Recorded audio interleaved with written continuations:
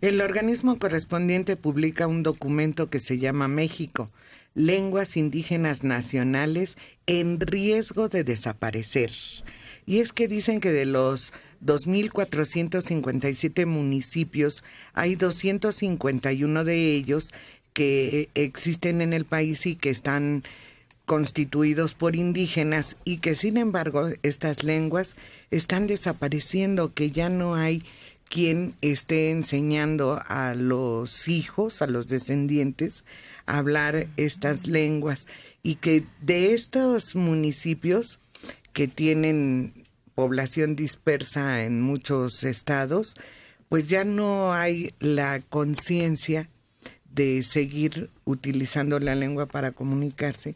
Ya todos optan por aprender el español, y que se está perdiendo esa tradición, esa cultura indígena que enriquece estados como Yucatán, Chiapas, Oaxaca.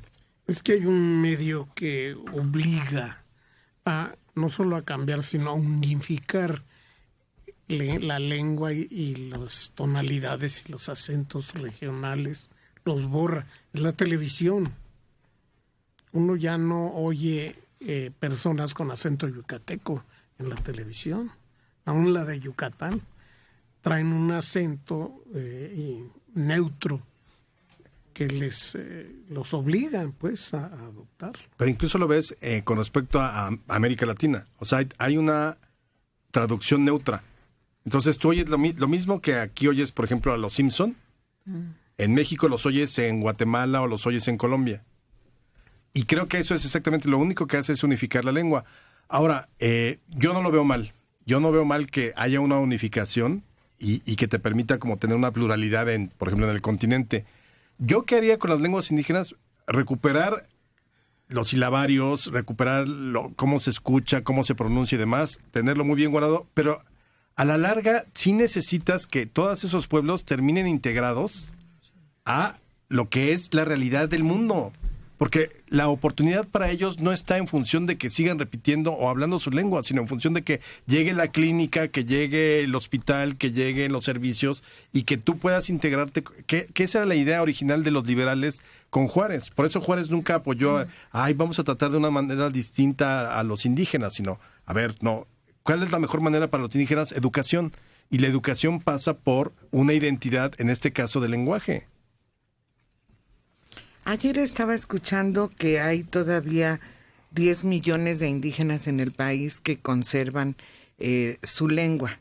Uh-huh. No al 100%, pero sí un buen porcentaje de ellos hablan simultáneamente el español y su lengua nativa.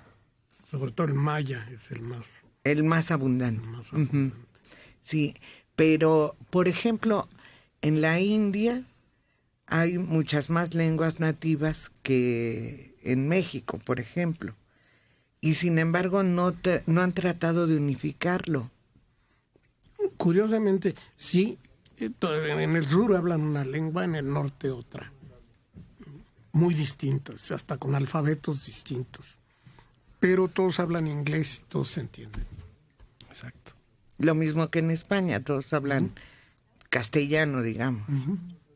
Los gallegos, los catalanes. Claro. Es más, yo dudo que en todo territorio de Cataluña haya una sola persona que no hable español. Es imposible. Pero en estos casos hay que hacer como que un doble esfuerzo. ¿Por qué? Porque por un lado conservar lo que son sus tradiciones, la lengua y todo lo que implica, ¿no?, alrededor de sus costumbres originarias. Pero por otro lado también que no queden excluidos, como decías Alejandro, de lo que es la sociedad actualmente, sino que ahí más bien se hace doble trabajo, doble esfuerzo.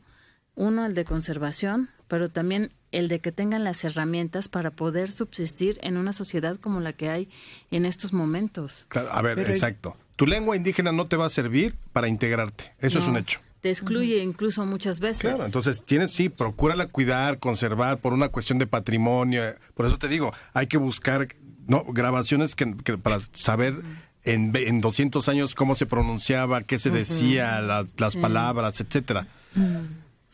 Pero tienes que darles herramientas suficientes para que esa gente que está en los pueblos indígenas pueda en un momento, si así lo decide, irse a integrar a una economía o a un país donde pueden tener muchas más oportunidades de las que tendrían en un lugar muy más reservado, ¿no? Sí, claro. Exacto, como si vivieran en una reserva, porque eso es lo que muchas veces ocurre. No, pero si los pones en una reserva, los estás excluyendo. O sea, por eso, el caso es que tengan la doble educación, para que tengan la posibilidad de integrarse. Eso sí se da. Sí. Pues, Por eso en muchas comunidades ya los únicos que hablan la lengua son los ancianos. Sí, y yo he visto canales, no puedo decir el número porque no lo recuerdo, le estaba cambie y cambie, en donde hay transmisiones de televisión en las lenguas originarias de cada lugar, de cada cultura. Claro que He visto eso, que... Bueno, en Oaxaca tienen sus radiodifusoras. Y también radiodifusoras, o sea, pero sí hay un esfuerzo. Pero son locales. Martes 9. Bueno, aquí, por ejemplo, en Canal 22 hay un programa que se llama De Raíz Luna, en donde el conductor incluso es de Oaxaca y se ha abocado mucho a pedir eso, pues que se les tome en cuenta a las comunidades, que la educación se expanda, sí, porque ha habido casos, por ejemplo, recordaba el de una mujer indígena que fue...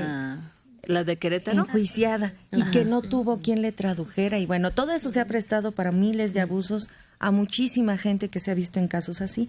Entonces va tomando por estados eso, las partes de la raíz para mostrar, bueno, lo que son sus lenguas originarias, pero el que también se tome en cuenta que la gente necesita integrarse, necesita aprender. ¿Para qué? Pues para no ser víctima de esos sistemas actuales que existen. ¿Cuál fue el éxito de Juárez? Haberse integrado. O sea, nunca llegó de, ay, voy a hablar en zapoteca para conservar mis raíces. No, ese lo conservo. Pero yo quiero integrarme. ¿Y cómo me integro? Aprendiendo el español.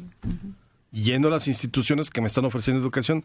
Y pues ahí está. O sea, no tenía que ver con la raza, tenía que ver con el conocimiento y con la educación. Con la incorporación a un grupo social más amplio.